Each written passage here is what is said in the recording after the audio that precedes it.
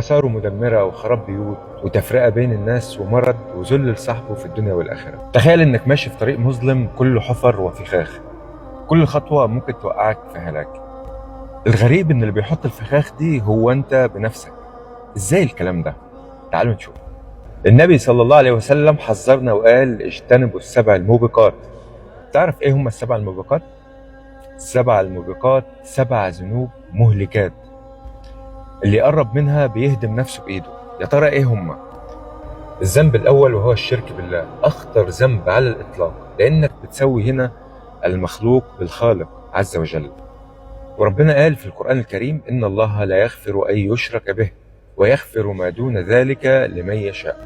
والمقصود أن الشرك هو أعظم الذنوب وأقبح القبائح، فمن مات عليه ولم يتب لا يغفر له، والله أعلم. الذنب الثاني وهو السحر. السحر مش لعب ولا خيال، ده كفر بالله واستعانة بالشياطين، وآثاره مدمرة وخراب بيوت وتفرقة بين الناس ومرض وذل لصاحبه في الدنيا والآخرة. الذنب الثالث وهو قتل النفس التي حرم الله إلا بالحق. إنك تقتل نفس واحدة كأنك قتلت الناس كلها. الدماء عند الله عظيمة وحق المقتول لا يضيع أبدا. الذنب الرابع وهو الربا. آكل الربا مش مجرد زيادة فلوس وخلاص، ده حرب من الله ورسوله. اللي بيتعامل بالربا ممكن يبان غني لكن حياته مليانة هم وغم. الآيات في القرآن الكريم صريحة في تحريم أكل الربا.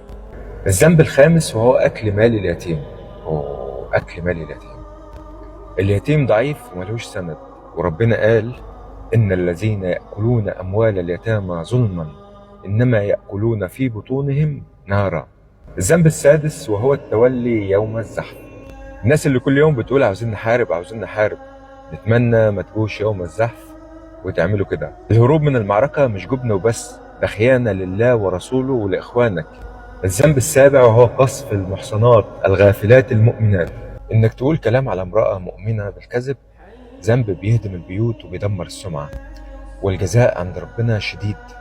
الآية في القرآن الكريم بتقول والذين يرمون المحصنات ثم لم يأتوا ب4 شهداء فاجلدوهم 80 جلدة. لازم تكون عارف إن قذف المحصنات كبيرة من الكبائر.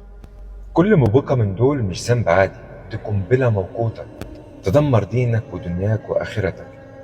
لكن باب التوبة مفتوح ورحمة ربنا وسعت كل شيء، والسعيد فينا هو اللي يسمع كلام الرسول صلى الله عليه وسلم ويبعد عن المهلكات دي. لو عجبك الفيديو اعمل شير يمكن حد يستفاد بيه. تحياتي، سلام.